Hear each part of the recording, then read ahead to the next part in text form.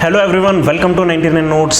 आज हम कर रहे हैं 24 जुलाई के करंट अफेयर्स और ये इंपॉर्टेंट इसलिए क्योंकि कल बजट आया था और बजट से रिलेटेड जो भी एनालिसिस न्यूज़पेपर में कवर हुए हैं वो आज के करंट अफेयर्स में आ जाएंगे।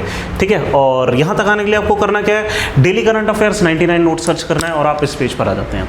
ठीक है, 24 जुलाई के हम कर रहे हैं। सबसे पहली न्यूज़ और सबसे बड़ी न्यूज़ जो सबको खबर का इंतजार रहता है कि क्या रिडक्शन करा टैक्स में, इनकम टैक्स में। तो finance minister revises personal income tax slabs. कैसे? नए जो स्लैब्स हैं वो हैं 3 लाख तक के, फिर 3 से 7 लाख के, पहले 3 से 6 लाख का एक स्लैब था, फिर 7 से 10 लाख, फिर अगले 2 लाख पर एक अगला 5% हाइक, फिर अगले 3 लाख पे 5% और हाइक, और फिर 15 लाख से ऊपर स्टैंडर्ड 30%। ठीक है, अब बात ये है, आपको ये लगेगा भाई 3 से 7 लाख की इनकम पे काफ़ी टैक्स बन जाएगा। नहीं, ऐसा नहीं है। लगभग 7 लाख की इनकम पे ज़्यादा कुछ टैक्स बनेगा नहीं। क्यों नहीं बनेगा? और इनफैक्ट शायद बनेगा ही नहीं कि अगर ये सैलरीड एम्प्लॉयड हैं तो यहाँ पे एक स्टैंडर्ड डिडक्शन होता है। क्या है कि standard deduction for salaried employed under new tax regime increase from 50,000 to 75,000। अब ये स्टैंडर्ड डिडक्शन होता क्या है, याद रखिए। जैसे मान लीजिए आपकी अगर इनकम एनुअल है 7 लाख, ठीक है, तो आप पे 5% टैक्स लगेगा। किस इनकम पे? आपकी 3 लाख तक की इनकम पे कोई टैक्स नहीं लगेगा और आपकी 3 से 7 लाख की इनकम पर कुछ टैक्स लगेगा 5%। 3 से 7 लाख इनकम मतलब 4 लाख की इनकम पे आप पे टैक्स लगेगा। इसका 5% कितना हुआ? लगा लीजिए 20,000 रुपये हो गया। और इस 20,000 रुपये में भी आपको एक स्टैंडर्ड डिडक्शन मिलेगा। अगर आप सैलरीड एम्प्लॉयड हैं तो 50,000 से 75,000 का आपको स्टैंडर्ड डिडक्शन मिलेगा। मतलब आपको यहां से यहां तक के लिए टैक्स पे नहीं करना पड़ेगा। तो मतलब क्या है, नेट आपका टैक्स पेबल क्या होगा? 0। और देख लीजिए कि अगर फैमिली पेंशन से रिलेटेड है ये इनकम तो फिर 25,000 तक का स्टैंडर्ड डिडक्शन मिलेगा। पहले 15,000 था। और डिवीजन ऑफ टैक्स स्लैब से standard deduction salary employed facilitating savings of abound ये 17,500 on an income of 15 lakh रुपए। मतलब ये 17,500 का सेविंग कैसे हो रही है कि पुराना कुछ स्टैंडर्ड डिडक्शन था, उसको जब हटा दें, नया स्टैंडर्ड डिडक्शन जो आएगा वो इतना रुपए हर व्यक्ति को, जो 15% जो 15 लाख से नीचे वाली इनकम वाले लोग हैं उनको इतना एक्स्ट्रा बच रहा होगा। और इससे लगभग 4 crore salaried employees and pensioners जो हैं उनको फ़ायदा मिलेगा। ठीक है, बस यही है। पॉइंट्स टू रिमेंबर कि tax payer in the new tax regime can not claim exemptions, जैसे कि हाउस रेंट अलाउंसेस वगैरह। ठीक है, ये सब नहीं मिलता है। और ठीक है, फाइनेंस मिनिस्टर ने एक चीज़ और प्रपोज करी है कि that not reporting movable asset of up to 20 lakh would not incur penalties. कि अगर आपने जैसे मूवेबल एसेट मतलब गाड़ी वाड़ी अगर आपने ले ली है और आपने रिपोर्ट नहीं करी है तो आपके ऊपर पेनल्टी नहीं लगेगी, वरना ये लग जाती हैं। एक और चीज़ कि ईसॉप्स क्या होता है कि अगर कोई एम्प्लॉय है किसी कंपनी में काम कर रहा है, ठीक है, तो वहाँ से अगर उन्हें कुछ शेयर मिल रहे हैं अपनी कंपनी में, उसको हम क्या कहते हैं? ईसॉप। ठीक है, अगर ऐसा कुछ मिल रहा है तो क्या है कि ये जो इनको मूवेबल एसेट में मान लिया जाता है। तो क्या है कि 20 लाख तक के मूवेबल एसेट ईसॉप्स वगैरह के रूप में अगर आपको मिले हैं मान लीजिए, तो आपको डिक्लेयर नहीं करने पड़ेंगे। ये एक इंपॉर्टेंट चीज़ है। ठीक है, पाथवे टू इंक्लूसिव ग्रोथ कि अच्छा, यहाँ पर हम कवर कर रहे हैं MSME वगैरह से रिलेटेड। ठीक है, चलिए ये देख लेते हैं। एक चीज़ क्या आई है कि इन्होंने कहा है कि इस बार जो फोकस एरिया आएगा MSME में वो होगा जॉब क्रिएशन, इंफ्रास्ट्रक्चर डेवलपमेंट। ठीक है, अब ये कैसे होगा? सरकार ने एक्चुअली 5 स्कीम इस बार अनाउंस करी है जो MSME सेक्टर के लिए हैं। ठीक है, क्या है 5 स्कीम? आप सीधे स्कीम्स पर ही आ जाइए। अच्छा, यहाँ पे ठीक है, इस वाली न्यूज़ में दिखा है, वो आगे वाली न्यूज़ में दिखा है किसी में। ठीक है, ये ओवरऑल ये है कि ये कह रहे हैं कि फाइनेंस मिनिस्टर की focus areas include job creation, infrastructure development, support for MSMEs and affordable housing while reducing fiscal deficit to 4.9%। ठीक है, इस वाली न्यूज़ में बहुत ज़्यादा कुछ है नहीं। अभी हम देखेंगे कि ये EPFO से रिलेटेड क्या स्कीम आई है। 5 स्कीम आई है, ये आगे देखते हैं। ठीक है, budget allocates 10 lakh crore to PM Awas योजना, ये भी चीज़ हम आगे देखते हैं। यहाँ इतना कुछ है नहीं। हाँ, कुछ चीज़ें हैं इस बार की, ये ओवरऑल पिक्चर, ये वाली जो न्यूज़ थी ओवरऑल पिक्चर दे रही थी। ठीक है, ज़्यादातर चीज़ें हम डिटेल में देख लेंगे, ये वाली चीज़ आगे नहीं कवर हुई है। ये मैं अभी बता देता हूँ आपको कि इस बार जो टैक्स में थोड़ा सा झोल हुआ है और जो कि हो सकता है कि इस पर सवाल आ जाए। कैपिटल गेन्स टैक्स पे एक बार पहले सवाल आ चुका है, ठीक है। डिविडेंड डिस्ट्रीब्यूशन टैक्स पे सवाल आ चुका है। तो बजट जो है अक्सर सरकारें जो यूपीएससी वो कवर कर लेती है। तो यहाँ पे हमें ये समझना पड़ेगा कि इस बार शेयर मार्केट से रिलेटेड कुछ इंपॉर्टेंट अपडेट्स आए हैं जो कि यहाँ पे इस न्यूज़ में नहीं दिए हैं। आपको ये समझना है सिक्योरिटी ट्रांजैक्शन टैक्स क्या है। अगर आपने शेयर मार्केट में सिक्योरिटीज़ का कॉन्सेप्ट समझा है, यानी कि शेयर्स का कॉन्सेप्ट समझा है, आप समझेंगे कि शेयर मार्केट में होता क्या है। हम किसी भी, चाहे हम नेशनल स्टॉक एक्सचेंज में चले जाएँ या BSE में चले जाएँ, बॉम्बे स्टॉक एक्सचेंज में, हम वहाँ पर ख़रीद और फरोख्त करते हैं, खरीदते हैं, बेचते हैं। तो जब भी हम खरीदते या बेचते हैं, ये जो सिक्योरिटी है, शेयर एक सिक्योरिटी है, ठीक है। ये एक मतलब फाइनेंशियल इंस्ट्रूमेंट है, एक सिक्योरिटी है। ये जो इंस्ट्रूमेंट है जब भी सेल होगा तो ये इसको एक ट्रांजैक्शन माना जाएगा, और जब भी एक ट्रांजैक्शन होगी तो उस पे एक सिक्योरिटी ट्रांजैक्शन टैक्स लगता है, ठीक है। अभी तक कितना लगता था, ये इतना मिनिमल था कि किसी को महसूस ही नहीं होता था। आप खाली ये चेक करते थे आपको ब्रोकरेज कितनी लग रही है ना। मान लीजिए एक ट्रांजैक्शन पे 10 रुपये की ब्रोकरेज लगती है, आप खाली वो गिनते थे, आप गिनते ही नहीं थे कि टैक्स कितना लग गया, ठीक है। बहुत कम लगता था, 0.02%, कुछ भी नहीं है ट्रांजैक्शन के वैल्यू का, 0.02%। इसको 5 गुना इंक्रीज करके कितना कर दिया गया है, 0.1%। तो सिक्योरिटी ट्रांजैक्शन टैक्स जो है वो बढ़ा दिया गया है। मतलब वो लोग जो एक ही दिन में 10-10 बार सिक्योरिटीज़ को ट्रांजैक्ट करते थे, उनके ऊपर कंप्लायंस बर्डन ज़्यादा हो जाएगा। अगर 0.01%, 0.1% 10 बार लग गया तो 1% आपने टोटल जो खरीद फरोख्त करी है उस वैल्यू का 1% आप पे टैक्स लग जाएगा, ठीक है। तो कहने का मतलब है ये किस काम के लिए गया है, यहाँ पे एडवांटेज डिसएडवांटेजेस नोट कर लीजिए। इससे होगा क्या कि लोग बहुत ज़्यादा स्पेकुलेशन में नहीं आएंगे। जो शेयर मार्केट में सिर्फ स्पेकुलेट करने आ रहे हैं, खरीदने बेचने आ रहे हैं, उन्हें वैल्यू से, कंपनी की वैल्यू से कोई मतलब नहीं है, इन्वेस्टमेंट से कोई मतलब नहीं है। वो लोग जो स्पेकुलेटर्स हैं वो दूर भागेंगे, ठीक है। इसके लिए ये आया है, अच्छा स्टेप है, कोई बुरा स्टेप नहीं है, ठीक है। लेकिन दूसरी चीज़, ये तो पहला काम है जो सरकार ने करा है। दूसरा काम जो करा है वो है कैपिटल गेन्स टैक्स में। अब कैपिटल गेन्स होता क्या है, अगर आपने एक ही दिन में खरीद के बेच नहीं दिया है, एक ही दिन में अगर आप कर रहे हैं तो वो होता है स्पेकुलेशन, ठीक है। अगर आपने एक ही दिन में खरीद के बेच नहीं दिया है तो आप करेंगे क्या कि आपने मान लीजिए शेयर खरीदे, कुछ टाइम बाद बेच दिए, तो अगर वैल्यू बढ़ी है और आपने गेन करा है, इस गेन को हम क्या कहते हैं, कैपिटल गेन। आपने इन्वेस्टमेंट करा और उस इन्वेस्टमेंट से कुछ पाया, ये हो गया capital gain. Capital gain 2 type के होते हैं, एक तो शॉर्ट टर्म गेन होता है। अगर ये लेस देन 1 ईयर के लिए आपने सिक्योरिटी होल्ड करी थी, मान लीजिए आपने 6 ही महीने में खरीद के बेच दिया, तो इसको कहेंगे हम शॉर्ट टर्म गेन, ठीक है। Short term capital gain, capital CG, LTCG। अगर आपने 1 साल से ज़्यादा होल्ड करा था तो फिर आप लंबे रेस के घोड़े हैं तो LTCG यहाँ पे लगेगा, ठीक है। लॉन्ग टर्म कैपिटल गेन, ठीक है। इसका एक टैक्स होगा long term capital gain.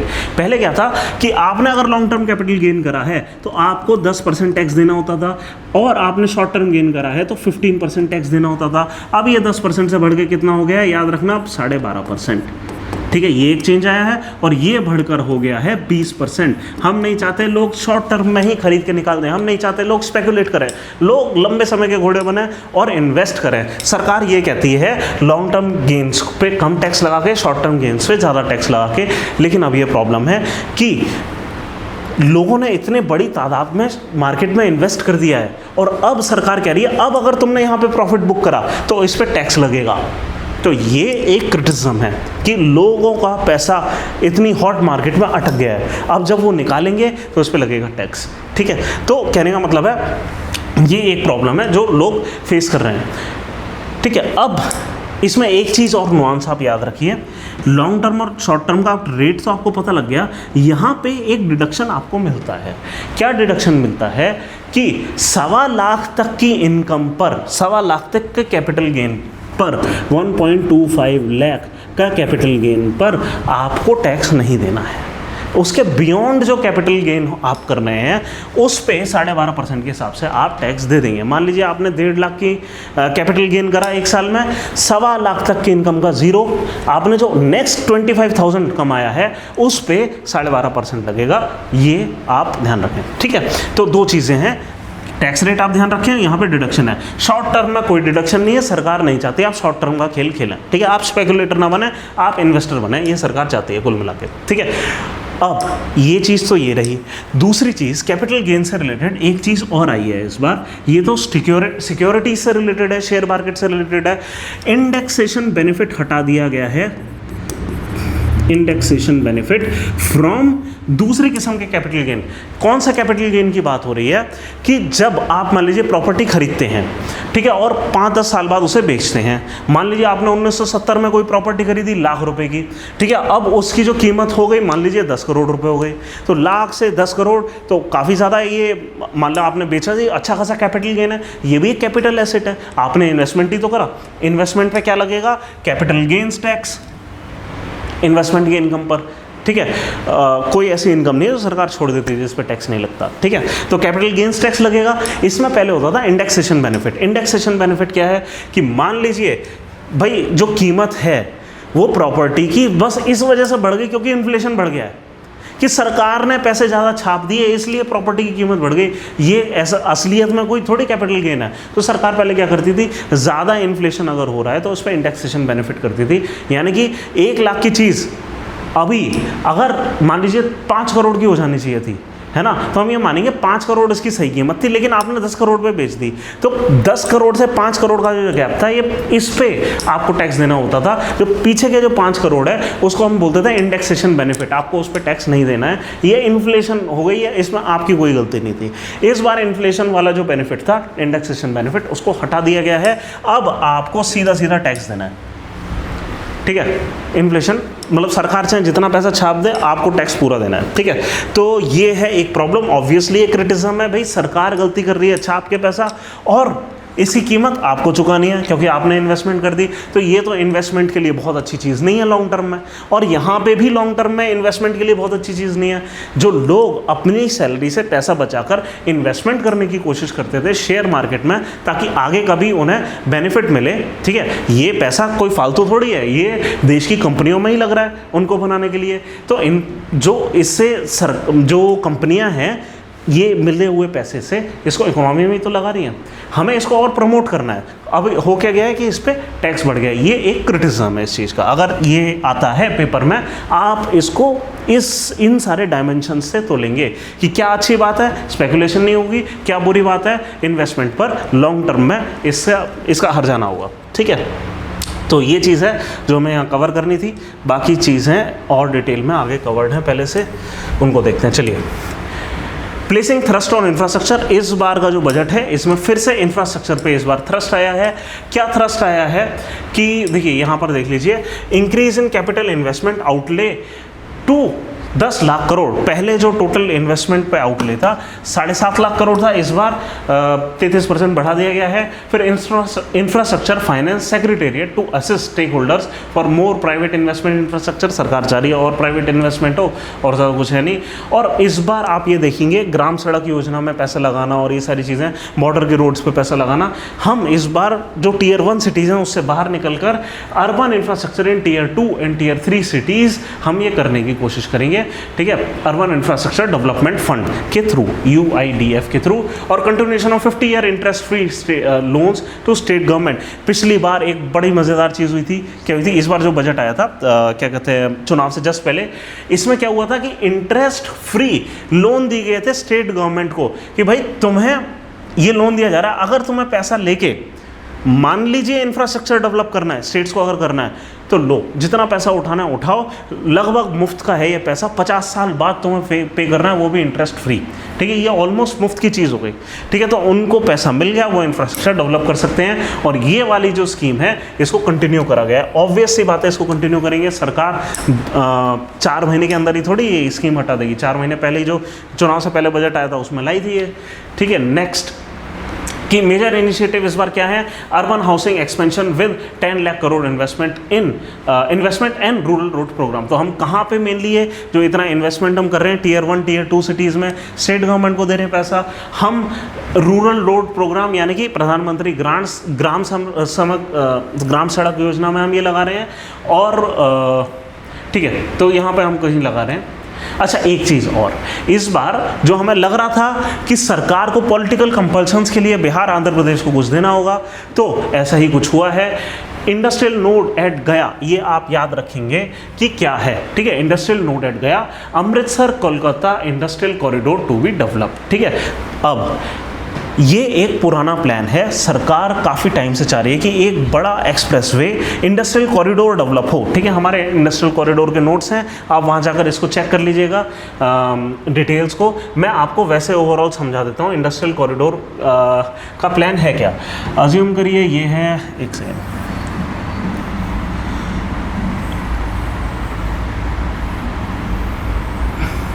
Assume करिए ये है इंडिया, ठीक है। और यहाँ पे है अमृतसर, अमृतसर से लेकर कलकत्ता तक, अमृतसर से लेकर कलकत्ता तक हम रोड डेवलप कर रहे हैं, जो कि लगभग दिल्ली से होते हुए, उसके नॉर्थ से होते हुए, और यहाँ पर हमारे पास एक नोड दिल्ली के पास आएगा, ग्रेटर नोएडा के पास, ठीक है। और फिर हम ये कह रहे हैं कि इंडस्ट्रियल नोड एक गया पे बना दिया जाए बिहार में। बिहार में गंगा नदी के नीचे पटना के साउथ में बोध गया पड़ता है, तो यहाँ पे भी हम एक इंडस्ट्रियल हब डेवलप कर रहे हैं, ठीक है। तो ये चीज़ है, एक तो ये चीज़ करी जा रही है, ठीक है। और क्या करा जा रहा है कि इस ही रोड के साथ कुछ कनेक्टिविटी, ये जो हमने लंबा एक्सप्रेसवे बनाया था, ठीक है, इसी एक्सप्रेसवे में, जिसको हम क्या कह रहे हैं, Amritsar Calcutta industrial corridor, road होगी और दोनों साइड इंडस्ट्रीज होंगी। इंडस्ट्रियल कॉरिडोर क्यों कह रहे हैं, ये नॉर्मल एक्सप्रेसवे नहीं है, ये मेन जो इसका काम है शहरों को कनेक्ट करना नहीं है, बिजनेसेस को कनेक्ट करना है, इंडस्ट्रीज को कनेक्ट करना है, इसके चारों ओर इंडस्ट्री बनेगी। तो एक तो हम इंडस्ट्रियल नोड यहाँ गया पे बनाने वाले हैं, दूसरा हम पटना पूर्णिया एक्सप्रेसवे इससे कनेक्ट करेंगे। बक्सर भागलपुर, बक्सर क्या है कि बिहार के एकदम वेस्ट में, भागलपुर एकदम ईस्ट में, तो क्रिस क्रॉस बिहार से होते हुए एक और रोड हम बना रहे हैं, बोधगया राजगीर वैशाली दरभंगा, ठीक है। जो स्पर्स हैं, ये आउटर स्पर्स हैं, इनको कनेक्ट करेंगे, और additional 2 lane bridge over river Ganga at Buxar, Buxar के ऊपर एक और गंगा के ऊपर ब्रिज बनेगा। और एक चीज़ आप याद रखें, बिहार के ऊपर गंगा के ऊपर ब्रिज बनाना आसान नहीं है, बहुत छोटी हो जाती है गंगा, है ना, तो इसलिए ब्रिजेस कम है इनफैक्ट, ठीक है। तो special financial support of 15,000 crore provided for Andhra Pradesh reorganisation act in current financial year. कि आंध्र प्रदेश का ये कहना था भाई, जब से रीऑर्गेनाइजेशन हुआ है आंध्र प्रदेश को बहुत ज़्यादा कुछ मिला नहीं है, हैदराबाद भी तेलंगाना को मिल गया, इंडस्ट्रीज़ के जो कॉरिडोर है वो भी मिल गया, तो स्पेशल सपोर्ट 15,000 करोड़ का अलग से आंध्र प्रदेश के लिए। तो बिहार और आंध्र प्रदेश के ऊपर अच्छा खासा फोकस है इस बजट में, और जो कि हम एक्सपेक्ट भी कर रहे थे। कैपेक्स बजट एलोकेशन 11.1 करोड़ पे ही रिटेन करी गई है, पिछली बार भी यही थी। कैपेक्स मतलब कैपिटल एक्सपेंडिचर, जिसमें कि इंफ्रास्ट्रक्चर वगैरह भी आता है, और दूसरा कैपिटल एक्सपेंडिचर। कैपिटल एक्सपेंडिचर क्या होता है, कैपिटल हम जनरेट कर रहे हैं, कैपिटल जनरेट कर रहे हैं मतलब एसेट्स जनरेट कर रहे हैं, हम इंफ्रास्ट्रक्चर भी जनरेट कर सकते हैं। सरकारें एक और काम कर सकती हैं, इन्वेस्टमेंट कर सकती हैं कंपनियों में। मान लीजिए उन्होंने कोई कंपनी बना दी, ठीक है, मान लीजिए भेल सेल गेल जो भी है, ऐसा कुछ नया बना दिया, तो सरकार क्या कर रही है, इंफ्रास्ट्रक्चर पे तो कर रही है, ऐसी कोई नई कंपनी नहीं बना रही, तो हमारा जो टोटल कैपेक्स बजट है वो फिर भी इतना ही है, 11.1%, जो कि अभी 3.14% ऑफ जीडीपी है। ये एक बड़ा नंबर है, 3.4% ऑफ जीडीपी, आप दिमाग में रख लें, मतलब अच्छा रहता है कि ये नंबर आपके दिमाग में रहे, ठीक है।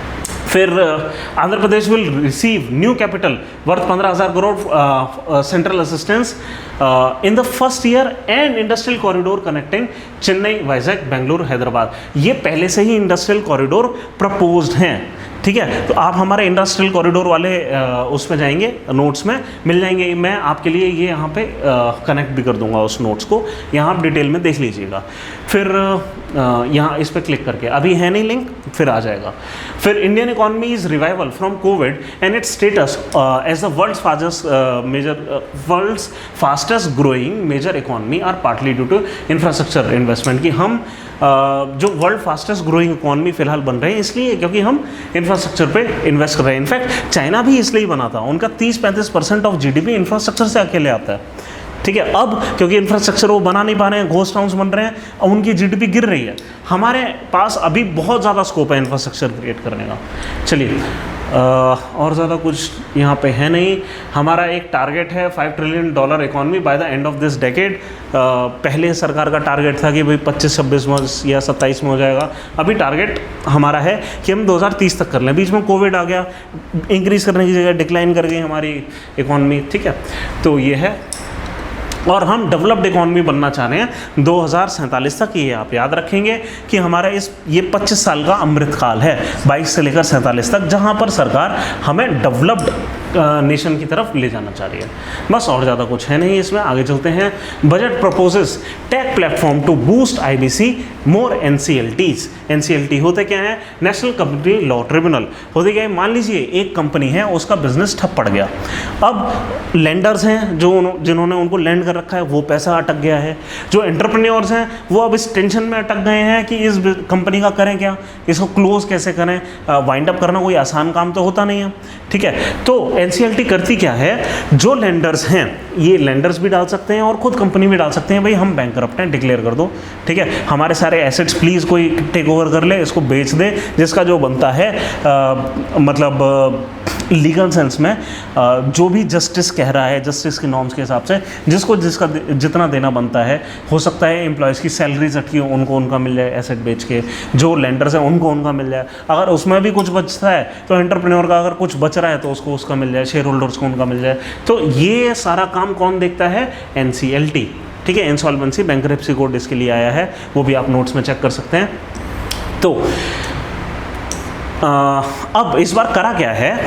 तो NCLT एक अच्छी चीज़ है।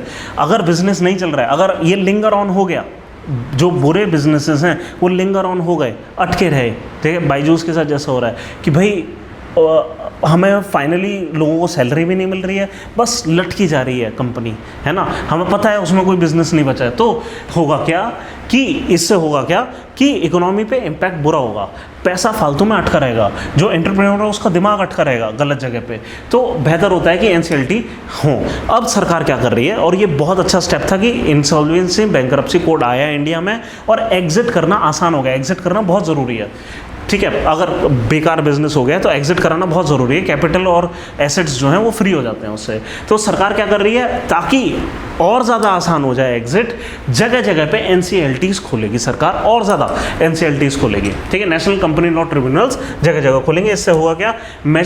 These measures will benefit banking sector bye enhancing speed of recovery process. बैंकों को जो उनका पैसा अटका वो जल्दी मिलेगा, वो कहीं और किसी और बिजनेस में इन्वेस्ट करेंगे। फिर इसके अलावा CPACE, centre for processing accelerated corporate exits, ये एक सेंटर बनाया गया है ताकि IBC कोड को इम्प्लीमेंट करा जा सके, इंसॉल्वेंसी बैंकरप्सी को इम्प्लीमेंट करा जा सके। और ये अब कंपनीज से बियॉन्ड LLPs पे, लिमिटेड लाइबिलिटी पार्टनरशिप पे ये अप्लाई हो जाएगा, ठीक है। The integration of IBC ecosystem through a take platform will increase the utility and efficiency of corporate insolvency resolution. तो ये जो पूरी चीज़ है एक टेक प्लेटफॉर्म के थ्रू इंटीग्रेट करी जाएगी, पूरा प्रोसेस स्ट्रीमलाइन करा जाएगा। हम टेक का यूज़ करेंगे, एक पॉइंट ही है। तो 3-4 पॉइंट आप याद रखिए क्या हो रहे हैं। हम NCLT एडिशनल खोल रहे हैं, हम LLPs को भी इस प्रोसेस के अंदर ला रहे हैं। तीसरा, हम टेक प्लेटफॉर्म के थ्रू इस पूरे प्रोसेस को आसान बनाने की कोशिश कर रहे हैं। और improvement in legislative framework and increase tribunal strength are expected to enhance efficiency, कि और ज़्यादा लोगों को ट्राइब्यूनल में डाल दिया जाए, और ताकि एफिशिएंसी बढ़े। और लेजिस्लेटिव फ्रेमवर्क इसके लिए चेंज करा जाएगा, यानी कि बजट में अभी कुछ लेजिस्लेटिव चेंज भी आएंगे IBC कोड में, और टेक्नोलॉजिकल इंटीग्रेशन ये हमने देख ही लिया, ठीक है। तो ये कुछ रिफॉर्म्स है जो इस बार हैं, आप पॉइंट वाइज नोट कर सकते हैं। हो सकता है इस पर कोई सवाल आ जाए इस बार। 5 new schemes to aid job creation. तो MSME के लिए इस बार 5 नई स्कीम आई हैं, ठीक है। और इसमें सब जो पहली 3 स्कीम्स हैं वो मेनली EPFO से रिलेटेड है, और शानदार स्कीम्स हैं। देख लीजिए, पहली स्कीम क्या है? Direct benefit transfer of 1 month salary in 3 instalments to newly employed workers registered in the EPFO। तो मतलब क्या है कि मान लीजिए हम एक कंपनी है, हम हम EPFO में रजिस्टर्ड हैं, तो हम क्या करेंगे कि जैसे ही कोई व्यक्ति आता है हमारी कंपनी में, उसको हमसे तो सैलरी मिलेगी, सरकार भी एडिशनली कुछ सैलरी देगी। कहाँ तक? अप टू 15,000 रुपये 3 इंस्टॉलमेंट में। तो इससे होगा क्या कि सस्ते में एम्प्लॉयज़ आने को तैयार हो जाएंगे इनिशियली, ठीक है, क्योंकि एडिशनल 15,000 रुपये उनको मिल रहे हैं, ठीक है, तो कंपनीज को फायदा होगा, एम्प्लॉयज़ को भी फायदा है, कंपनीज को भी फायदा है। तो है क्या कि 1 मंथ की सैलरी 3 इंस्टॉलमेंट में सरकार देगी, benefiting 210 lakh youth with a salary eligibility up to 1 lakh per month. ये कहाँ तक के लिए? 1 लाख पर मंथ की सैलरी वालों के लिए है। ऐसा नहीं होगा कि भाई किसी ने 2 लाख पर महीने की सैलरी अभी ज्वाइन करी है, उसको सरकार से भी अभी मिल रहा है 15,000 रुपये, ऐसा नहीं होगा, ठीक है। 1 लाख तक की सैलरी वालों को अप टू 15,000 रुपये सरकार देगी अगर उन्होंने नौकरी ज्वाइन करी है। फिर ministry of textiles 2016 special package for apparel sector aim to generate 1 crore jobs in 3 year. तो ये एक स्पेशल पैकेज था with government covering entire 12% of EPFO contribution. तो ये क्या है कि सरकार क्या करेगी, जो पूरा का पूरा 12% का जो कंट्रीब्यूशन है for new employees less than 15,000, ये सरकार करेगी फर्स्ट 3 ईयर। सेकेंड स्कीम क्या कर रही है कि incentivises additional employment in the manufacturing sector link to the first time employees EPFO contribution. मतलब क्या है कि जो पहली बार, इस बार ये खाली पहली बात, सेकेंड स्कीम सिर्फ मैन्युफैक्चरिंग सेक्टर के लिए आई है, ये आप याद रखेंगे। और जो फर्स्ट टाइम एम्प्लॉयज़ हैं उनके पहले साल में जो कॉन्ट्रीब्यूशंस हैं, पहले 4 साल के जो कॉन्ट्रीब्यूशंस हैं वो सरकार लिंक करेगी। फिर तीसरा स्कीम कवर कर रही है सारे के सारे सेक्टर्स को कि with the government reimbursing employers up to 3,000 रुपये per month for 2 years onward, 2 years toward EPFO contribution. कि जो देखो होता क्या है ईपीएफओ में कि कुछ परसेंटेज सरकार एम्प्लॉयर्स को देनी पड़ती है, कुछ परसेंटेज एम्प्लॉय को देनी पड़ती है, और एक क्या कहते हैं एक कैपिटल बनता है जो आखिर में मिल जाता है एम्प्लॉय को। अब देखिए जो कंट्रीब्यूशन इनको देना होता है एम्प्लॉयर्स को, ठीक है, तो ये जो एम्प्लॉयर्स का कंट्रीब्यूशन है अप टू 3,000 रुपये पर मंथ सरकार देगी, सरकार डालेगी ये पैसा, ठीक है, हर एडिशनल एम्प्लॉय के लिए। मतलब जो अभी तक काम कर रहे हैं, मान लीजिए 50 एम्प्लॉय काम कर रहे हैं, 51वां जैसे ही आएगा उस पर 3,000 रुपये पर मंथ का बेनिफिट एम्प्लॉयर को मिलेगा, ठीक है। एम्प्लॉयर की तरफ से जो डालना होता है वो कंप्लायंस बर्डन सरकार उठा लेगी, ठीक है। फिर fourth scheme aim to skill 20 lakh youth over 5 year, upgrading 1000 industrial training institute, मतलब ITIs जो हैं, ठीक है, ये 5 साल के लिए हम ये अपग्रेड कर रहे हैं 20 लाख यूथ के लिए। फिर फिफ्थ स्कीम है offer internship opportunities for 1 crore youth in top 500 companies over 5 years, ठीक है, ये स्कीम्स हैं। फिर आगे चलते हैं, budget gives fresh impetus to clean energy schemes. देखिए हम मेनली किस स्कीम की बात कर रहे हैं, प्रधानमंत्री सूर्य घर मुफ्त बिजली योजना for rooftop solar installation allocate कर रहे हैं हम 10,000 करोड़। देखिए आप ये याद रखिए, इंडिया का जो नेशनल सोलर मिशन है उसके 2 आयाम हैं, 2 डायमेंशन हैं। एक तो सोलर पावर प्लांट से रिलेटेड, जिसमें हमने बहुत बड़े एम्स अचीव कर लिए हैं। हमारा एक एम था कि 40, किसी ज़माने में ये एम था कि 40 गीगावाट के सोलर पावर हम रूफटॉप से करेंगे, कि हर घर में जहाँ पर बिजली की ज़रूरत है वहाँ पे सोलर पावर जनरेट हो, ठीक है। तो अब क्या है कि फाइनेंस मिनिस्टर ने क्या करा है कि हमारी इस बार न्यूज़ क्या आई है कि इस योजना में रिसीव्ड एलोकेशन ऑफ इथनिक doubling the previous year's expenditure on solar power. हमारा एम क्या है, to provide subsidise solar rooftop installations to 1 crore households offering 300 units of बिजली free. Households must pay a minimum of 20,000 रुपये for the system, कि आपको अगर ये system अपने घर पे लगाना है मिनिमम 20,000 रुपये आपके लगेंगे, which can be finance through low interest collateral free loan, कि आपका कोई कोलेटरल नहीं लगेगा, बैंक से आप लोन ले लो, ठीक है, वो आप उसको रीपे कर देना, हो जाएगा काम। तो आपको मतलब बैंक से पैसा मिल गया, आप अपना उसको इंस्टॉल कर लो, जो बचत होगी उससे आप इंटरेस्ट वगैरह पे कर देना। Eligibility requires a suitable roof and existing grid connection, की पहले से जो घर है वो कनेक्टेड हो इससे। और इसमें सिस्टम में इंस्टॉलेशन का ये भी है कि आपके पास बैटरी वगैरह होगी ताकि बैकअप हो, ठीक है।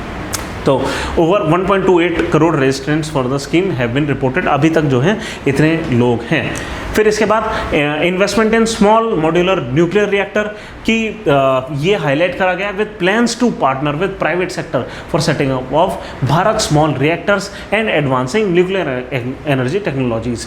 और कहाँ तक 300 मेगावाट ऑफ पावर तक हम इसमें प्रोड्यूस करेंगे स्मॉलर इसमें। तो ये स्मॉल मॉड्यूलर न्यूक्लियर रिएक्टर अब ये एक टर्म आ गई है, हो सकता है हम फ्यूचर में डिटेल में इसके साइंस को समझें, क्योंकि अगर ये आ गई है तो फिर पक्का प्री में या मेंस में इस पर क्वेश्चन आने वाले हैं। चलिए फिर new schemes to focus on upliftment of tribal villages, इसमें मेनली हमें ये देखना है कि कितना एलोकेशन किस चीज़ में हुआ है। एक नई स्कीम इस बार आई है, पीएम जनजातीय उन्नत ग्राम अभियान, पीएम जनमान। क्या है कि निर्मला सीतारमण अनाउंस करा है कि ये जनमान स्कीम क्या एम है, for full saturation of basic facilities for 5 crore schedule tribe families. Full saturation of basic facilities मतलब हर एक के पास घर हो, हर घर में टॉयलेट हो, हर टॉयलेट में टैप कनेक्शन हो, सीवेज कनेक्शंस वगैरह हो, ठीक है, और एक्सेस हो बेसिक फैसिलिटीज़ का, मान लीजिए घर में बिजली हो और ये सब। तो ये जितने भी 5 करोड़ शेड्यूल ट्राइब फैमिलीज़ हैं अक्रॉस 63,000 गाँव in tribal majority areas and aspirational district, ये जो बेसिक फैसिलिटीज़ हैं वो दे दी जाएंगी, सेचुरेट कर दिया जाएगा। This scheme model after PM Janman will focus on schedule tribe populations but lacks details on fund. हमें ये नहीं पता कि इसका फंड कहाँ से आएगा, ठीक है। अभी जनरली ऐसा होता है कि बजट में अनाउंस कर दी जाती है स्कीम, फिर इसका बजट जो है बाद में एलोकेट करा जाता है। एनीवे जो ट्राइबल मिनिस्ट्री को बजट फिलहाल एलोकेट करा गया है वो है 13,000। अभी खाली टोकन बजट मान लीजिए अलॉट कर दिया गया है, अभी तो स्कीम बनी ही नहीं है, उसका खाका ही तैयार नहीं हुआ। जब खाका तैयार हो जाएगा तो और बजट एलोकेट करा जा सकता है, अभी कुछ नहीं करा गया है। वो पूरी ट्राइबल मिनिस्ट्री को ये दिया गया है। और जब भी हम ट्राइबल मिनिस्ट्री का बजट देखते हैं, हम अक्सर देखते हैं एकलव्य मॉडल रेजिडेंशियल स्कूल का क्या बजट है। यहाँ पे ट्राइबल इलाके के जो बच्चे हैं वो हॉस्टल के साथ स्कूल में पढ़ने आते हैं, ये उस टाइप के मॉडल स्कूल्स होते हैं। फिर हम अक्सर देखते हैं सोशल, इसी से related social justice and empowerment की जो हमारी मिनिस्ट्री है उसका बजट क्या है इस बार, ये है खाली 1% इंक्रीज़ है। और जो ट्राइबल मिनिस्ट्री है उनका 4% इंक्रीज़ है, बहुत ज़्यादा इंक्रीज़ नहीं करा गया बजट। और ये जो मिनिस्ट्री है सबसे इंपॉर्टेंट फेलोशिप कौन सी चलाती है, national fellowship for OBC students, ठीक है, इनका जो एलोकेशन है वो थोड़ा सा डिक्रीज़ कर दिया गया है, ठीक है। तो बहुत ज़्यादा इंक्रीज़ है नहीं, हाँ बस आप ये जनमान याद रखेंगे, पीएम जनमान एक स्कीम आई है। Next, agriculture gets more food subsidies cut. तो इस बार फूड सब्सिडीज कट कर दी गई है लेकिन एग्रीकल्चर को ज़्यादा दिया गया है। एक बार देख लेते हैं कि fertiliser and food subsidies were decrease leading to criticism from farmer organisations. Leading to criticism from farmer organisation माने कि अब ये कह रहे हैं फार्मर कि भाई इस बार आप फर्टिलाइजर सब्सिडी काट रहे हैं, लेकिन आप एक चीज़ ध्यान रखें कि फर्टिलाइजर सब्सिडी बढ़ाई क्यों गई थी। जब यूक्रेन वॉर स्टार्ट हुआ ही था तो सप्लाई में डिसरप्शंस आई थी। फास्फोरस एंड पोटेशियम के जो सप्लाईज हैं वो अक्सर हम देखते हैं रशिया और यूक्रेन से ही सबसे ज़्यादा आ रही होती हैं। तो ये जो हमारी सप्लाईज थे वो ब्लॉक हो गई थी, महंगा फर्टिलाइज़र आ रहा था तो सरकार को सब्सिडी ज़्यादा देनी थी। अब जब वापस सप्लाई आना शुरू हो गई है तो ये माना ही जा रहा था कि जो सब्सिडीज़ हैं वो कम कर दी जाएगी और वैसा हो गया है, ठीक है। तो हमें थोड़ा सा इसकी टेक्निकल डिटेल्स में जाना होगा। ऑब्वियसली अब थोड़ा सा पैसा कम कर दिया गया है तो क्रिटिसिज्म तो आएगा ही, ठीक है। तो budget includes plans to review agriculture research to focus on productivity and climate resilient varieties with 109 new high yielding varieties of 32 field and horticulture crops to be introduce. तो HYV सीड्स जनरली मॉडिफाइड वगैरह हम जो है introduce कर रहे हैं, इतने बस इतना ही है। आप एक चीज़ बस देख लें क्या, बजटरी एलोकेशन की डिपार्टमेंट ऑफ एग्रीकल्चर और फार्मर वेलफेयर को इस बार 1.22 मिला है 1.16 से, ठीक है। 3-4% का कुछ इंक्रीज़ है, 4% मान लीजिए। और ठीक है, मिनिस्ट्री ऑफ फिशरीज़ जो हैं उनको अच्छा खासा इम्प्रूवमेंट मिला है, ठीक है, उनको तकरीबन 15-20% एक्स्ट्रा मिला है। एलोकेशन ऑफ फर्टिलाइज़र जो है इस बार कट कर दिया गया है, ठीक है। ऑब्वियसली क्यों, क्योंकि इस बार अब ज़रूरत भी नहीं है उतना पैसा देने की। और 10,000 करोड़ एलोकेट करा गया है प्राइस स्टेबलाइजेशन फंड को। अभी आप याद रखेंगे प्राइस स्टेबलाइजेशन फंड क्या है कि मान लीजिए टमाटर और ऑनियन वगैरह, टमाटो, पोटैटो और ऑनियन, ये 3 ऐसी क्रॉप्स हैं जहाँ पे प्राइस फ्लक्चुएशन बहुत ज़्यादा होता है। अगर गलत समय पर बारिश आ गई तो ऑनियन के प्राइस एकदम से बढ़ जाएंगे, ख़राब होना शुरू हो जाते हैं ऑनियन, ठीक है। तो क्या है कि सरकार क्या करती है, पहले से ही ये मैनेज करके चलती है कि जब बहुत सस्ता हो गया प्याज अक्सर बहुत सस्ता भी हो जाता है, महाराष्ट्र के किसानों को ऐसे ही फेंकना पड़ता है। तो जब बहुत सस्ता हो जाए तो प्राइस को स्टेबलाइज करने के लिए पहले से खरीद के रख ले, अपने गोडाउन में भर ले।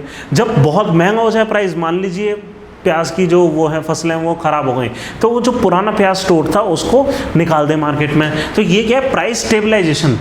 ठीक है। और प्राइस स्टेबलाइजेशन ऐसे तो होता नहीं है, पैसे लगते हैं उसमें, तो उसको कितना पैसा दिया गया है, 10,000 करोड़ रुपया। No allocation was made to the integrated scheme for agriculture cooperation, ठीक है। तो इस बार integrated scheme for agriculture cooperation को इस बार नहीं दिया गया है, which had revised 300 crore in the revise budget for 2023-24। तो उस समय मिल गया था, अब नहीं दिया गया। 1000 crore venture capital fund to be set up for space technology. Venture capital fund क्या होता है कि जब भी कोई कंपनी बनती ही है, अपने फॉर्मेटिव फेज में होती है, तो जब उसमें कोई इन्वेस्टमेंट आता है तो उसको वेंचर, जो इन्वेस्टमेंट कर रहा हो उसे वेंचर कैपिटलिस्ट बोलते हैं, और जो कैपिटल आता है उसे वेंचर कैपिटल बोलते हैं, ठीक है। तो वेंचर कैपिटल इतने करोड़ का हमने स्पेस के लिए बनाया है, और हम ये देख रहे हैं काफ़ी टाइम से कि सरकार जो स्पेस के टैक्स हैं उनको काफ़ी प्रमोट कर रही है, जैसे अग्निकुल वगैरह नए नए स्टार्टअप्स आने, ठीक है। तो ये है, तो department of space received A marginal increase, बहुत ज़्यादा इंक्रीज नहीं है बट ऑब्वियसली वहाँ पे करा गया। इसमें जो एक इंक्रीज है मेन वो है venture capital pool was announced for space startup aimed at expanding space economy bye 5 times in the next decade. इस नेक्स्ट डेकेड में, अगले 10 साल में हम स्पेस की इकोनॉमी को 5 साल करना चाह रहे हैं। ये एम आप याद रखेंगे, ठीक है। रिएक्शन टू पूल वर्मेक्स, ये सब ठीक है, ठीक है। क्रिटिज्म वगैरह हमें नहीं देखना फिलहाल के लिए, आगे चलते हैं। जब स्कीम की डिटेल्स आएंगी तब हम देखेंगे कि क्या हो रहा है।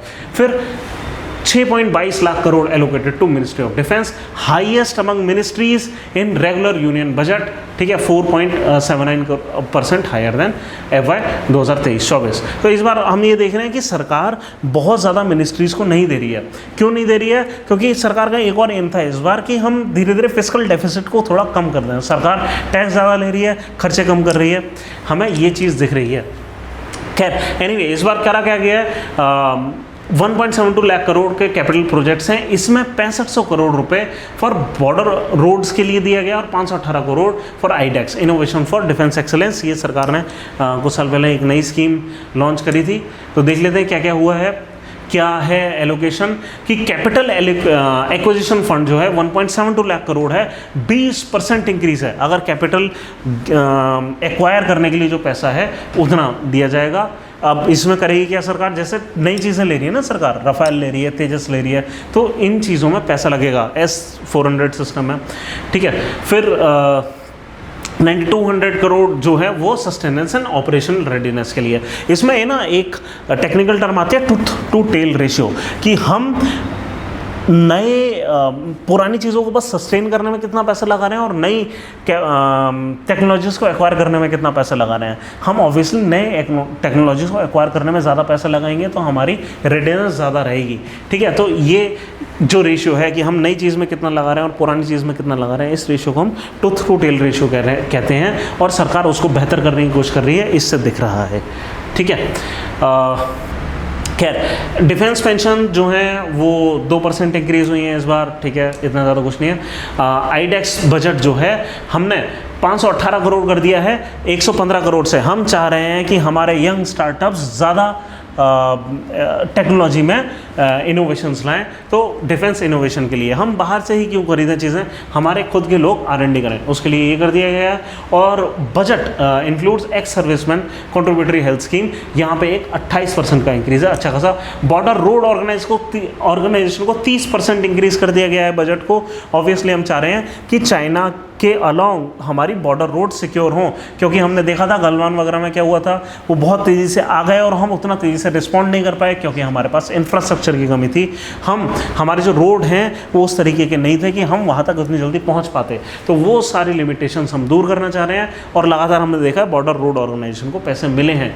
फिर इंडियन कोस्ट गार्ड को मार्जिनल इंक्रीज़ मिला है और ये सब, ठीक है।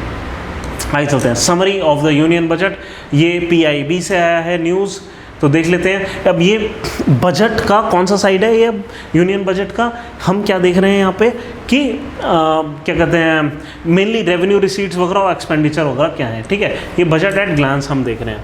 तो इन नंबर से हमें बहुत ज़्यादा कुछ मिलेगा नहीं, क्योंकि नंबर्स हैं काफ़ी बड़े, परसेंटेज टर्म्स में जब चीज़ें आती हैं वो ज़्यादा बेटर रहती हैं। हम समरी देख लेते हैं सीधे।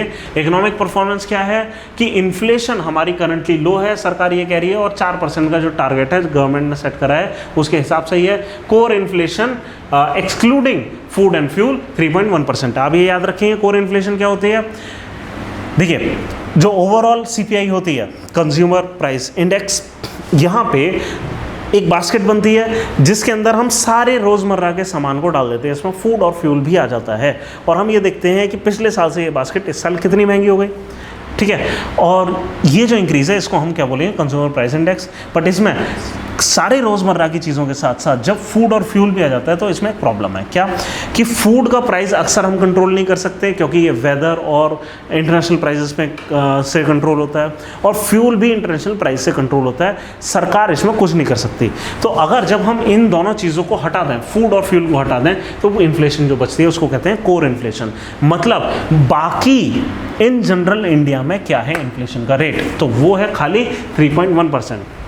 अदरवाइज 5% के आसपास घूम रहा है हमारा इन्फ्लेशन, अगर उन दोनों को भी मिला दें। यहाँ लिखा नहीं है, but anyway, a prime minister's package, government announce 2 lakh crore package for 5 major schemes aimed at providing employment, skill development and other opportunities. जो EPFO से रिलेटेड हमने आज स्कीम डेवलप करी, उन सब मतलब डिस्कस करी, उन सब पे इतना एलोकेशन होगा। बहुत बड़ा पैकेज है ये, 2 लाख करोड़ रुपए का, ठीक है। फिर फोकस एरिया क्या है, productivity, residence and agriculture, employment and skilling हमने देख लिया, EPFO में सरकार ने अभी दिया है। Inclusion of human resource development and social justice, हमने PM जनमान स्कीम नई देखी आई है। Manufacturing and services, urban development, energy security जैसे हम चाह रहे हैं सोलर रूफटॉप वो हों, और फिर जो छोटे न्यूक्लियर पावर प्लांट है मॉड्यूलर वो बने। फिर इंफ्रास्ट्रक्चर पे, ग्राम सड़क योजना पे इन्वेस्टमेंट, और ये सब इनोवेशन और रिसर्च पे है, जैसे डिफेंस से रिलेटेड, स्पेस से रिलेटेड नई फंड आई है, और नेक्स्ट जनरेशन रिफॉर्म्स, ये सब है, और ज़्यादा कुछ है नहीं। एग्रीकल्चर में हमने ये देख लिया, इतनी वैराइटीज़ ऑफ क्रॉप्स, ये सब कुछ नया है इसमें। EPFO की हमने ऊपर स्कीम देख ली है, ठीक है। इन्हांस इम्प्लीमेंटेशन ऑफ स्कीम, जो पुरानी स्कीम है PM विश्वकर्मा स्वनिधि, और ये सब, और ज़्यादा कुछ है क्या, MSME हमने देख ली स्कीम, अर्बन डेवलपमेंट, हाँ ये स्कीम हमने अभी तक नहीं देखी है। PM Awas Yojana aims to address housing needs of 1 crore people, लेकिन इस बार क्या करा गया है, इन्वेस्टमेंट का बताया, और ज़्यादा कुछ है नहीं। आगे चलते हैं। ये स्टैंडर्ड डिडक्शन हमने टैक्स रिफॉर्म्स देख लिए हैं, ठीक है। हमारा एक चीज़ आप याद रखिए, फिस्कल डेफिसिट जो प्रोजेक्टेड है वो 4.9% ऑफ GDP है। ये बहुत इंपॉर्टेंट फिगर है, ये आप याद रखेंगे, क्योंकि हम 9% से ऊपर चले गए थे जब जैसे ही कोविड आया था। हम सरकार ने एकदम से इन्वेस्टमेंट करना स्टार्ट करा ताकि हम जो इकोनॉमिक रिकवरी है वो हो पाए। मार्केट में पैसा डालेंगे, पैसा है, पैसा वो फ्यूल होता है जो इकोनॉमी के चक्के को घुमाता है, ठीक है, उसके लिए। तो अब क्या है कि सरकार कंट्रोल कर रही है उस चीज़ को, ठीक है। Strategic shift towards collaborative governance और इकोनॉमिक रेजिलियंस, ये सब ठीक है। यहाँ कुछ बस ये ना इससे रिलेटेड पॉइंट्स हैं, इवैल्यूएशन से रिलेटेड मेन चीज़ें हम देखते हैं। इवैल्यूएशन ना देखें वो ज़्यादा अच्छा। हाँ चलो, ये एक इम्पॉर्टेंट न्यूज़ है इस बीच में। Supreme court upholds NEET UG 2024 results, orders revision for making error. तो क्या है कि इन्होंने कहा है कि भाई फिर से नीट नहीं होगा, ठीक है। अब ऑब्वियसली एक से कोहराम तो मचेगा ही इंडिया में।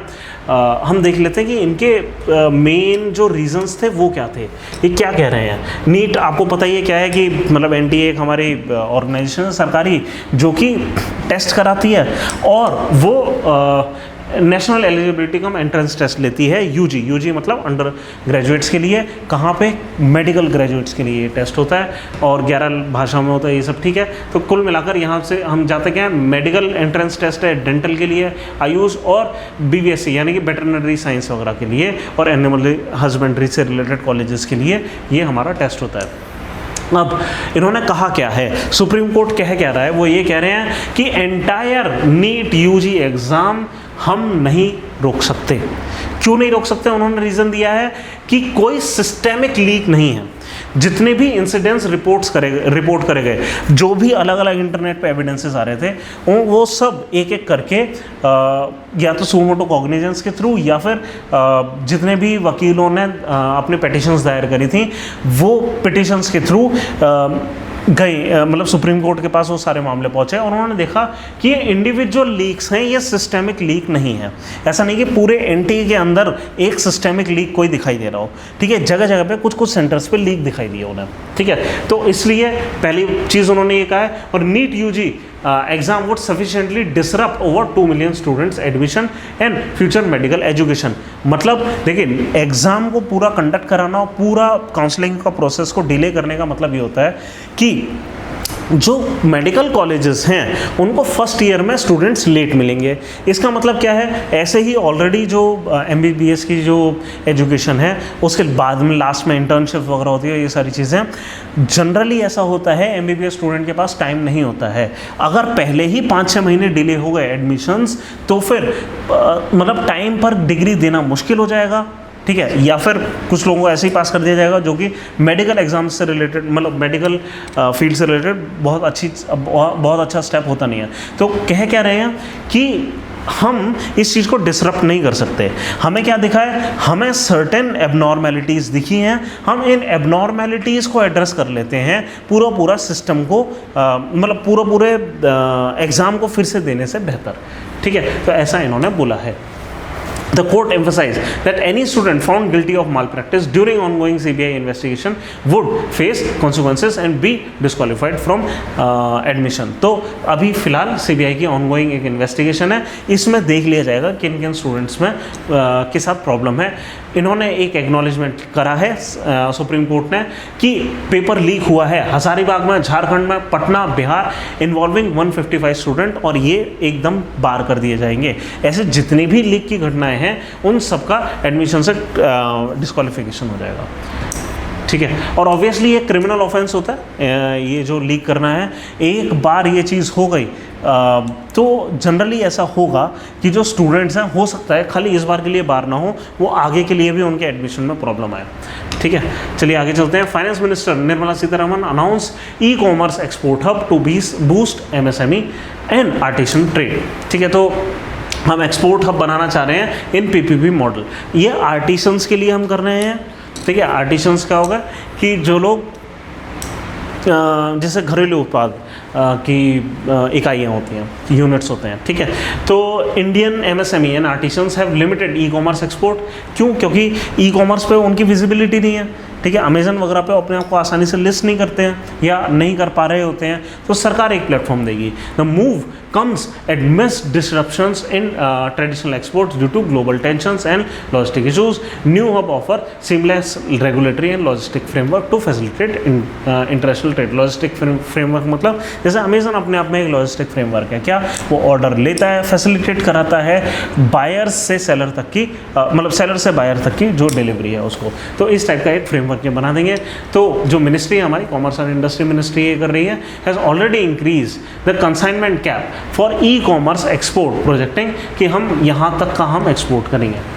बस यही है। Finance minister Nirmala Sitharaman announce phase 4 of PM Gram Sadak Yojana, 3 crore new houses and major rural development initiative, कि हम 3 फेजेस हो चुके हैं हमारे ग्राम सड़क योजना के। पहला फेज़ 99% से ज़्यादा कंप्लीट हो चुका है, सेकंड और थर्ड फेज़ कुछ परसेंटेज रह गए हैं। इनफैक्ट शायद थर्ड फेज़ तो 58% ही कंप्लीट हुआ है, 2-3 दिन पहले न्यूज़ आई थी, आप देख लीजिएगा। हम अब 14 फेज़ लॉन्च कर रहे हैं इस बीच। तो this phase aims to connect 25,000 village with all weather road. हमारे जो ओवरऑल ग्राम सड़क योजना है वो करती ही ये काम है कि हम गाँव को ऑल वेदर रोड से कनेक्ट कर दें। गाँव के अंदर की सड़क ज़रूरी नहीं है कि इस योजना के तहत बन रही हो, ठीक है, हम गाँव तक कनेक्ट कर लेंगे। Additionally 3 crore new houses under प्रधानमंत्री आवास योजना बनाए जाएंगे, वर announce with 2 crore in rural area, ठीक है, रिसीविंग 54,000 54,000 करोड़। बस इतना ही है, उसी की ये आ गया। अच्छा हाँ, यहाँ पे जल जीवन मिशन को इतना अलॉट करा गया। जल जीवन मिशन क्या है? टैप्ड कनेक्शन दे रही है हर घर में, ठीक है। तो हर घर में टैप्ड कनेक्शन, हर एक की सबसे पहले हर गांव में सड़क, हर गांव में मकान, मतलब हर जगह पे हर व्यक्ति को मकान, फिर हर घर में जल, और फिर रूरल डेवलपमेंट आउटलेट टोटल जो है वो ऐसे इंक्रीज़ कर दिया गया है। बस इतना ही है और ज़्यादा कुछ है नहीं। फिर union budget abolishes angel tax to boost startup funding and innovation. बहुत इंपॉर्टेंट न्यूज़ है। पहले एक ना एंजल टैक्स आया था, हुआ क्या था देखिए, और ये कितना था 30.9% का टैक्स था। कि मान लीजिए एक कंपनी है, उसने अपना बिजनेस करा और अपनी कंपनी की टोटल वैल्यूएशन कुछ बढ़ा ली। अब एक एंजल इन्वेस्टर आता है। एंजल इन्वेस्टर कौन होता है? Venture capitalist. मैंने बताया कि वो जब प्री रेवेन्यू फेज में मान लीजिए कंपनी, यानी कि अभी बस बिल्ड ही हो रही है, तब कोई अगर कैपिटल डाल रहा है तो वेंचर कैपिटलिस्ट। एंजल इन्वेस्टर वो होता है जो कंपनी थोड़ी सी रेवेन्यू फेज में होती है ना, कुछ कमाना शुरू कर देती है, उस फेज में जब कोई कैपिटलिस्ट आता है उसको एंजल इन्वेस्टर बोलते हैं। एंजल इन्वेस्टर और ज़्यादा वाइड टर्म है, कभी भी आ सकता है ये व्यक्ति, ठीक है। अब क्या है कि मान लीजिए कंपनी की कुछ वैल्यू हो गई, उसका कुछ बिजनेस है, और एक इन्वेस्टर ने इसमें इन्वेस्ट करा, और हमें ये दिख रहा है कि इस इन्वेस्टर ने फेयर वैल्यू से काफ़ी ऊंचे पे इन्वेस्ट कर दिया। मान लीजिए कि कंपनी की असली कीमत 1 करोड़ होना चाहिए था और कंपनी में इन्वेस्ट कर दिया गया है 50 करोड़ की कीमत पर। तो सरकार हमेशा ये डाउट करती है कहीं ऐसा तो नहीं है कि ब्लैक मनी को वाइट करा जा रहा है किसी वजह से, या प्रॉफिट को साइड करा जा रहा है किसी तरीके से, कि प्रॉफिट जो है उसको मतलब साइफन ऑफ करके उसको डिस्ट्रीब्यूट करा जा रहा है कुछ लोगों में इसके थ्रू, कि जो चीज़ 1 रुपये की है उसको 50 का दिखाकर एक बड़ी कंपनी छोटी कंपनी में पैसा लगा दे। तो उसके लिए क्या करा गया था, एक एंजल टैक्स लाया गया था कि अगर कंपनी की जो फेयर वैल्यू है, सरकार ने कुछ कैलकुलेशन दी, इस हिसाब से फेयर वैल्यू कैलकुलेट करी जाएगी। अगर उससे कुछ वैल्यू, उससे ज़्यादा किसी वैल्यू पे खरीदी गई है कंपनी, तो क्या है कि जो गैप है, इस गैप के ऊपर 30% का टैक्स लगेगा। 2013 में आया था ये रिफॉर्म, ठीक है। इस बार क्या करा गया, अब इससे होगा क्या कि जो कैपिटलिस्ट हैं वो आसानी से लगा नहीं पाएंगे, इन्वेस्टमेंट नहीं कर पाएंगे। वो जो एंजल टैक्स है वो हटा दिया गया है ताकि कंपनियों के अंदर हायर वैल्यूएशन पे पैसा लगाने से कतराए नहीं कंपनियां, ठीक है। तो यही है। तो यूनियन बजट ने ये प्रपोज करा है। अच्छा, हर जगह प्रपोज क्यों करा रहा है? क्योंकि अभी बजट अनाउंस हुआ है, इससे लागू नहीं हो जाता बजट। लागू कब होगा? क्योंकि इसमें मनी बिल से रिलेटेड चीज़ें हैं, जब लोकसभा ये पास कर देगी तब ये लागू होगा। अभी खाली लोकसभा के सामने प्रपोजल्स रखे गए हैं। तो प्रपोज ये करा गया है कि भाई angel tax for all classes of investor जो हैं वो हटा दिए जाएं। मूव वेलकम बाय स्टार्टअप तो चाहेंगे कि भाई हम कैपिटल रेज करना चाह रहे हैं, हमारे इन्वेस्टर के ऊपर प्लीज़ टैक्स मत लगाइए, ठीक है। तो angel tax which was 30.9% was impose on funding raise by unlisted companies when share were issued above fair market value. Fair market value calculation का एक तरीका था, अगर उससे ऊपर करा गया तो इतना लगेगा। अब ये हटा दिया गया, बस इतना ही है। आगे चलते हैं। इनिशियली इंट्रोड्यूस इन 2012, अच्छा मैंने 2013 बोला था, 2012 में करा गया था। क्यों? मनी लॉन्ड्रिंग ना हो, जो पैसा है, जो प्रॉफिट है वो साइफन ऑफ ना करा जाए, ठीक है। ब्लैक मनी को सफ़ेद ना करा जाए, मनी लॉन्ड्रिंग, ठीक है, धो दिया पैसा। Through over valued shares the tax scope was expanded last year to include foreign investment. बस यही है। तो finance ministry has previously exempted investor from 21 country from the tax but left out key investment hubs जैसे Singapore और Mauritius, कि अगर 21 countries से पैसा आ रहा है तो फिर ये एंजल टैक्स नहीं लगेगा, बाकी पे लग रहा था। अब क्या है कि वो थोड़ा कॉम्प्लेक्स हो जाता है, फिर क्या है कंपनियां रीराउटिंग करेंगी, भाई सिंगापुर और मॉरिशस क्यों? क्योंकि ये ऐसे हेवन्स हैं जहाँ पे हमारे जो काले ब्लैक मनी वाले जो होल्डर्स हैं वो पहले साइफन ऑफ करते हैं सिंगापुर में, वहाँ से अपनी कंपनियों में इन्वेस्ट करते हैं। तो अब क्या होगा, पहले वो सिंगापुर में साइफन ऑफ करेंगे, फिर सिंगापुर की जगह किसी और पे ले जाएंगे और फिर वहाँ से साइफन ऑफ करके ले आएंगे। भाई अगर हम किसी कंट्री को बेनिफिट दे रहे हैं तो ब्लैक मनी वाला व्यक्ति वहाँ से साइफन ऑफ करके ले आएगा। तो बेहतर है कि इसको हटा ही दें, ठीक है, ऐसा कुछ है। ऑब्वियसली इसका क्रिटिसिज्म है, ब्लैक मनी आना शुरू हो जाएगा वापस। लेकिन इसका एक पॉजिटिव साइड भी है कि भाई जो स्टार्टअप्स वाकई में काम कर रहे थे उनको कम से कम राहत मिलेगी, ठीक है। तो फाइनेंस मिनिस्टर ने क्या है एलोकेट करा है 500 crore for drone initiative supports natural farming and agriculture innovation. अब यहाँ पे बहुत इनोवेटिव स्कीम आई है ड्रोन दीदी स्कीम। ड्रोन दीदी स्कीम है क्या, हम कर क्या रहे हैं, हम वुमेन को एम्पावर करेंगे, उनको ड्रोन चलाना सिखाएंगे, ड्रोन का ड्राइवर बनाएंगे उनको, ठीक है। टोटल बजट एलोकेट करा गया है 1261 करोड़ फॉर नमो ड्रोन दीदी। नमो ड्रोन दीदी स्कीम आई है, ठीक है। ऑब्जेक्टिव क्या है कि हम ड्रोन ऑन रेंट प्रोवाइड करेंगे 15,000 वुमेन सेल्फ हेल्प ग्रुप्स को। फोकस होगा हमारा empowering women in agriculture, enhancing income, ये सब ठीक है। हमारा कुल मिलाकर काम क्या है, ड्रोन दीदी बनाना है। क्या है कि teaching rural women how to operate drones and transform them into drone Didi, ठीक है। कि जो भी हमारे वुमेन फार्मर हैं वो ड्रोन दीदी बन जाए। फिर क्यों वुमेन्स को ही क्यों, हम आदमियों को क्यों नहीं ड्रोन के ड्राइवर बनाना चाह रहे हैं? क्योंकि हमने देखा है कि फार्म इंडस्ट्री में फेमिनाइजेशन हमने देखा है साल दर साल हो रहा है। मतलब जो आदमी लोग हैं वो शहर आ जाते हैं काम करने के लिए और फार्म को मेंटेन करने के लिए औरतें बचती हैं गांव में, और हम कह रहे हैं कि इनको चलो ड्रोन चलाना सिखाते हैं, ठीक है। और इसलिए गवर्नमेंट सब्सिडीज़ होगी, ठीक है। बस यही बात है। तो 500 करोड़ इसको एलोकेट कर दिया गया है। 15,000 वुमेन एसएचजीज को हम इसके थ्रू हम ये करेंगे। और इसमें एक ये ड्रोन दीदी स्कीम हो गई। फिर नेचुरल फार्मिंग इनिशिएटिव कि 1 crore farmers will be introduce to natural farming supported by certification and branding, ठीक है। कि इतने करोड़ एलोकेट कर दिए जाएंगे national mission for natural farming को। फिर एग्रीकल्चर रिसर्च में हमने अभी देखा था कि 109 high yielding and climate resilient crops varieties को इंट्रोड्यूस करा जाएगा, जेनेटिकली मॉडिफाइड वेराइटीज़ हैं। फिर किसान क्रेडिट, जन समर्थ बेस्ड किसान क्रेडिट रोल आउट करा जाएगा इन 5 स्टेट्स स्ट्रीमलाइन एक्सेस करने के लिए, ठीक है। फिर पल्सेस और ऑयल सीड के लिए एक स्ट्रेटेजी बनाई जाएगी सेल्फ सफिशिएंसी के लिए, जब बन जाएगी तब देखेंगे। वेजिटेबल सप्लाई चेन को ये करने के लिए फार्मर प्रोड्यूसर ऑर्गेनाइजेशन वगैरह के लिए क्लस्टर्स डेवलप करे जाएंगे। ये हम हमेशा से पिछले बजट्स में भी करते आ रहे हैं, कोई बड़ी चीज़ नहीं है। National cooperation policy to foster all round development of the cooperative sector, लेकिन कोऑपरेटिव सेक्टर को इस बार कोई बजट नहीं दिया गया है, तो फिर इसको इग्नोर करो। Shrimp production, financial support for establishing shrimp breeding centres, ठीक है। ये एक इंपॉर्टेंट चीज़ है, ये पहली बार हमने सुनी है। श्रिम्प प्रोडक्शन के लिए हम श्रिम्प ब्रीडिंग सेंटर्स बनाएंगे। और ओवरऑल बजट एलोकेशन जो है वो एग्रीकल्चर और इसको 1 लाख करोड़ है। बस तो ये था इस बार का बजट। मेन जो स्कीम्स वगैरह थी वो हमने कवर कर लिए हैं। बेहतर होगा आप इसके नोट्स वगैरह बना लें, और इससे ज़्यादा कुछ करना नहीं है, और इससे कम करेंगे तो फिर तो कुछ छूट जाएगा, ठीक है। चलिए, thank you, all the best.